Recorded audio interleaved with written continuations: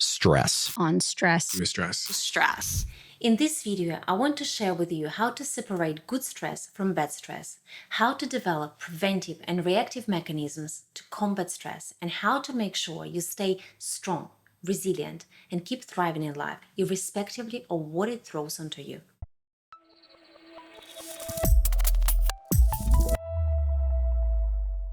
Hi guys, I'm Analeiman, an accredited personal performance coach, and in this channel we talk about 360 success strategies. When I ask a lot of people what prevents them from being happy, the answer is very often stress. And as someone who likes to logically analyze everything and look at every separate problem in isolation, I then start to dig deeper and see that we usually can categorize stress in a few categories: good versus bad stress, and then stress in a moment versus long-term or chronic stress. So in this video, I will talk to you about each of those and give you the tools that you can start using today to massively minimize the levels of stress you have and the impact it has on your everyday life.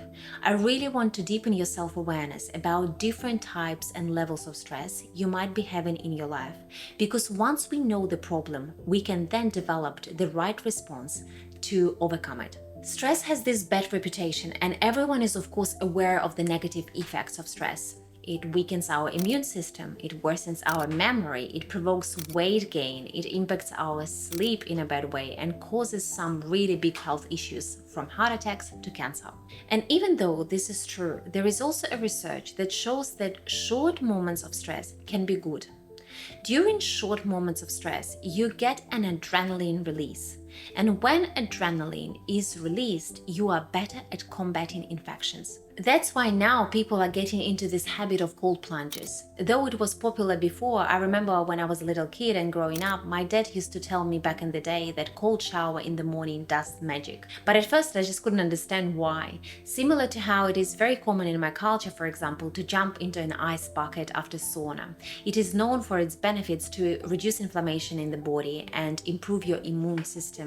There is also the difference between good stress, eustress, and bad stress, distress. The difference between eustress and distress can be illustrated through the words challenge and threat. Challenges make you tense, but you consider them as opportunities and you have the power to cope with them and you grow from them. Whereas protecting yourself from the threat or danger can wear you out and affect your well-being. Good stress boosts your growth, boosts your happiness and success levels. And how you see stress, whether it's a good stress or a bad stress, will very much depend on your personal factors and your levels of resilience. For example, for someone, an experience of moving a house with kids can be a really stressful event. Whereas for me, it is an unpleasant thing, but it is not a bad stress event for me. I also truly believe that you can train yourself to get 1% better, 1% more resilient every next day in your response to stress. Imagine that if you had to move houses 20 times with kids, every next one would be less stressful than a previous one. So you have to embrace those challenges, which in its turn will create that mental toughness in you. Now let's have a look at a stress in a moment versus long-term stress. I know that exercising, sleeping well, eating healthy, and meditating can massively reduce your stress levels. But these are more of preventive lifestyle measures. However, life happens, and we can get impacted by emotional overwhelm multiple times per day, caused by emotions like frustration, anger, sadness. They can literally swallow us and increase our heartbeat and elevate our blood pressure, and we just can't think clearly and we can't take right actions in the moment. So you can't just do anything logical in that moment because you're not in logical mind, you are in emotional mind. Saying calm down wouldn't help either because you're trying to speak rationally to yourself while you are being in a rational state. So what do you need to do in that moment when you're overwhelmed with stress or any particular significant emotion? You need to breathe.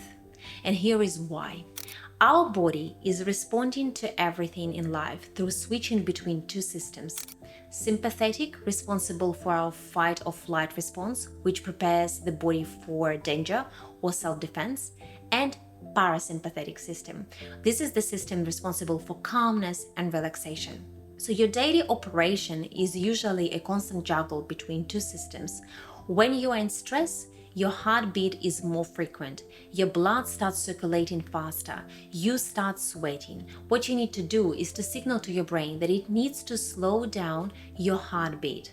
And you do it through a particular kind of intentional breathing. In order for you to slow down your heartbeat and blood circulation, you need to extend your exhales consciously. I usually count to 6 in my head for my breath out. This is your physical method to literally control your response in the moment. And you can do it invisibly and quietly. I do it usually before I have to do public speaking.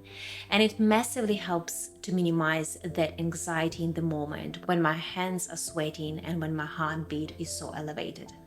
There is also a method called SIGH, S-I-G-H. Physiological SIGH is something that we do automatically when we fall asleep, but we actually can do it consciously in the situation of stress. And it works like this. You do double short inhales and then very long exhale. Do it for a few times, and it is really useful because you can actually do this in the moment, not like self-care routines that are more of a preventive tool and you can't just go and meditate when you're in that stress mode. Breathing is a reactive tool, and it needs to be in your pocket every time you get stuck in a traffic jam, get angry with your boss, or frustrated with something that didn't go your way. Now let's talk about chronic stress or long-term stress. This is actually what kills our immune system. Regular routines such as sleep, exercise, eating healthy, these are your go-to tools. I'm quite resistant to stress. It is very rare that you will see me stressed, and if I get stressed, it would be about big events, like when my family is in the middle of war right now in Ukraine, or when my son was unexpectedly born 2 kilograms and I thought I would lose him any day. But you will rarely see me stressed because I have to move houses or because my child just got sick with the flu and it ruined my plans. I have developed mechanisms how to keep my cup full and stay resourceful. And I owe this to my routines that actually have helped me to never get burnout and helped me to stay healthy and stress resilient that I talk about in the video here, which you can check at the link above. Another big thing that helps a lot to prevent chronic stress is social connection. And I'm not just talking about texting and those proxy connection.